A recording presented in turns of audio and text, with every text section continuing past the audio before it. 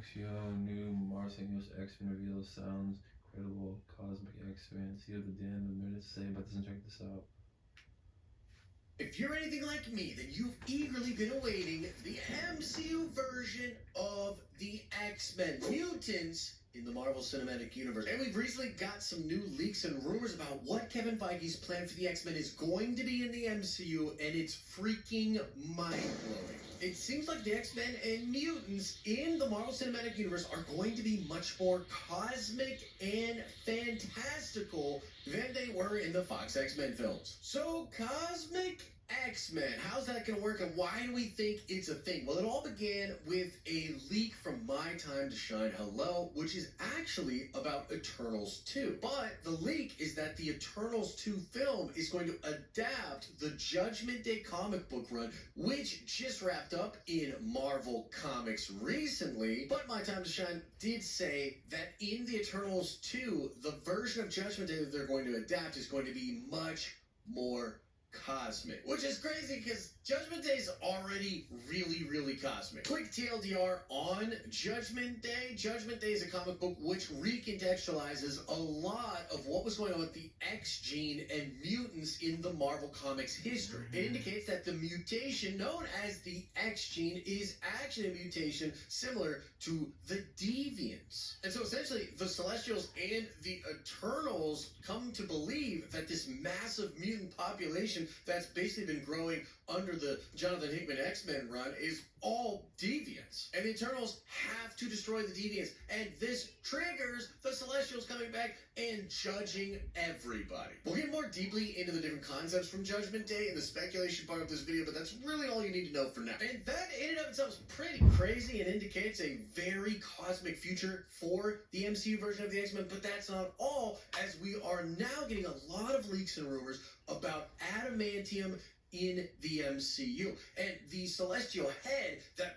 pops out at the end of the Eternals movie, you know, the one that Cersei turned into stone, well, that's going to become an island, which is going to be very important in the MCU. Some insiders, like Daniel Rickman, are indicating that this island's even going to become known as Genosha. But either way, this island will be where adamantium comes from. And that's pretty cool, and it could indicate that the emerging of that celestial and that energy going across the globe could have triggered more mutations, and that's why you're seeing characters like Kamala Khan become mutants. But there's even more evidence to suggest what is going on here, and it indicates even more ties between the Eternals, the Celestials, and the mutants. Now, in order to explain this one, I have to go all the way back into the summer, the week of San Diego Comic-Con. There were a ton of trademarks that were acquired very late in the game by Marvel Studios. And we know that several of those acquired trademark things were indeed real, as we did get movies like Captain America New World Order and Avengers Secret Wars actually officially titled and teased at San Diego Comic-Con. Well, there were several other trademark titles that are not really being talked about anymore, but they definitely caught my eye when they first came out. One of which is actually called Avengers Eternity Wars. Another interesting trademark is Celestials End of Time.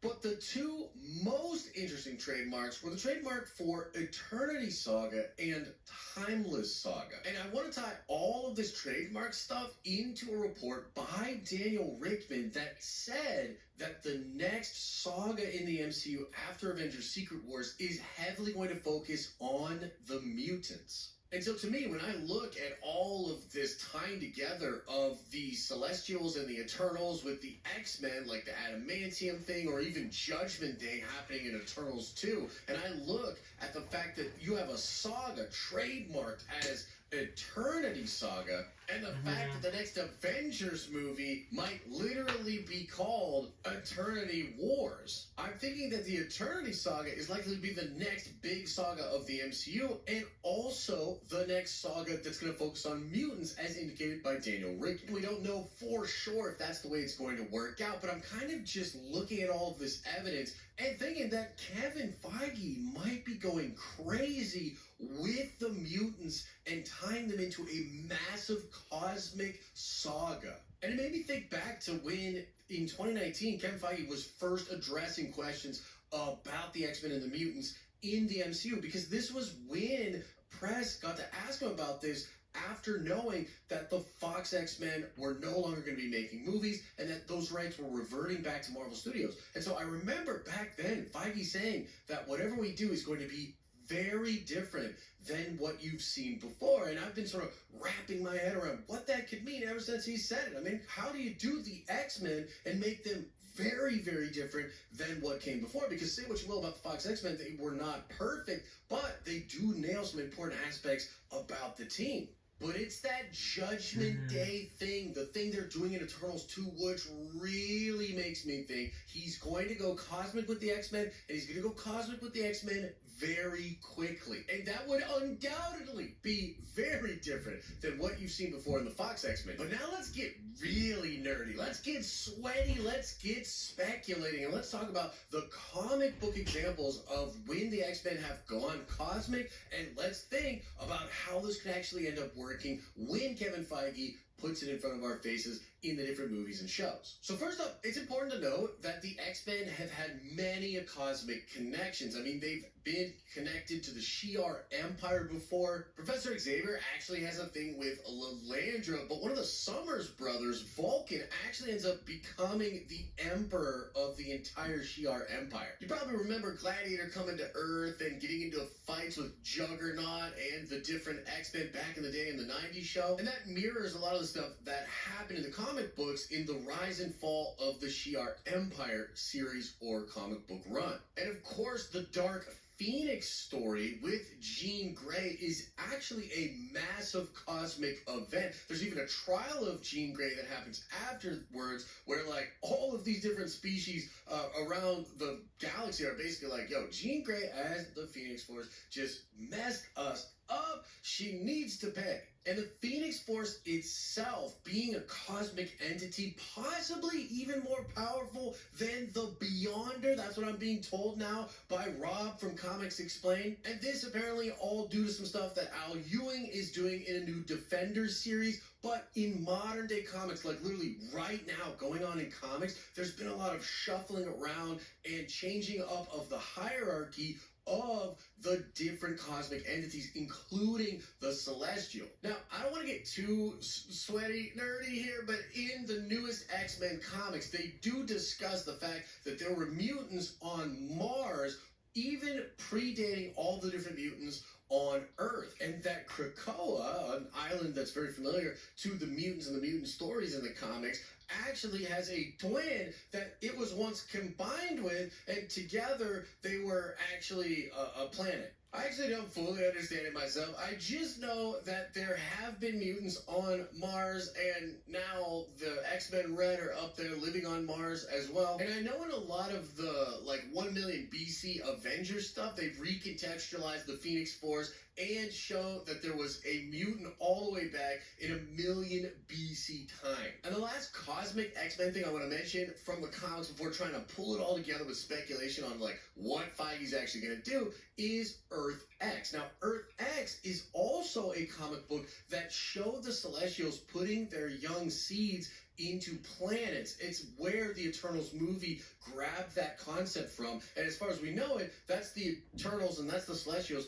in all of the MCU. So they're pulling from Earth X, and now that's just a thing in the MCU. And the thing is, Kevin Feige is now the CCO, the Chief Creative Officer for all of Marvel's. He has some input in what the comic books are even doing, and I think that's partially why he's so keen on grabbing stuff from more modern comics. Of course, it's really cool to go back to some of the great old stories from comics past. But if he really wants to impact Marvel publishing right now and get more people right now going into comic book shops to read Marvel comics, it makes sense to grab stuff off relatively modern versions of comic book stories. And that takes us all the way back to Eternals 2, which will focus on Judgment Day. And so it really does seem like Kevin Feige's going to put the X gene into the MCU as a mutation that is possibly created by the cosmic energy of the Celestials or the Eternals. And I think that this is going to be framed in the MCU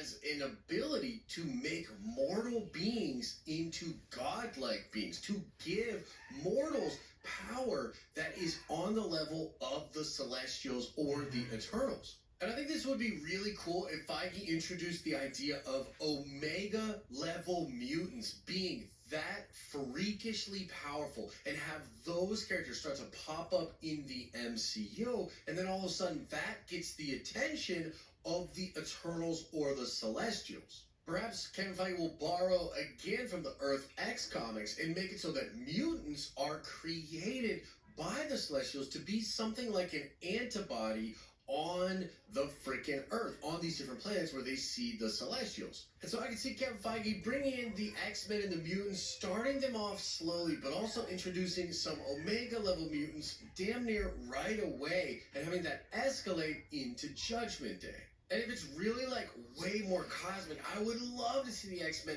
actually go to space and have different very powerful members with them fighting against different Eternals or even a Celestial. And I kind of see it going a certain way where the X-Men and the Avengers team up and they defeat the Eternals and they defeat the Celestials, and then maybe even more Celestials put their sights on Earth. Like perhaps that could be some kind of a call that goes out where now the Celestials are like, wow, whatever's going on this planet over here, it's really bad freaking news, and we've got some godlike mortals. And that could escalate into that Avengers Eternity Wars movie. And I think a really important ingredient in all of this stuff is going to be Jean Grey and the Phoenix Force. And the Dark Phoenix, as a comic book run, is one of the best comic books ever written. And Fox somehow screwed it up twice. And so I actually love the idea of Kevin Feige taking the Phoenix, but making that way more cosmic, way more powerful and grand, and kind of jumping ahead to the Phoenix Force and to the Dark Phoenix and Jean, but making it way more cosmic, combining it with stuff like the Celestials, the Eternals, maybe even the Beyonders. I think it could work. It would certainly be very different than what has come before. I guess I'm wondering, and I want to pass the question off to you guys, do you think that would be too crazy? Do you think it's too wild to go incredibly cosmic with the X-Men right away? Or do you think that's a breath of fresh air and something that X-Men fans would absolutely love? Let me know in the comment section below. Like this video if you liked it. Make sure you subscribe to this channel and our live streaming channel because we give away dope, nerdy things to lucky subscribers each and every month. And if you want to watch more, why not check out this video I recently did compiling all the new leaks and rumors about Avengers Secret Wars. Please subscribe, like this video, have a great day, and see you guys. Bye.